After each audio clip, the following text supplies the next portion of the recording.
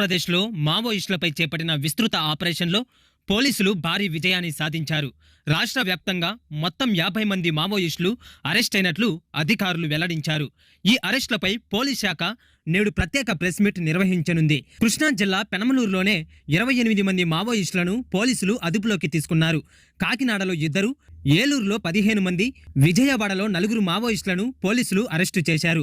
అంబేద్కర్ కోనసీమ జిల్లాలో 1 పట్టుబడ్డారు. రాష్ట్రంలో మావోయిస్టు చట్టాన్ని పూర్తిగా దుమ్మెత్తే దిశగా ఈ ఆపరేషన్లు కొనసాగుతున్నాయని పోలీసులు వెల్లడించారు.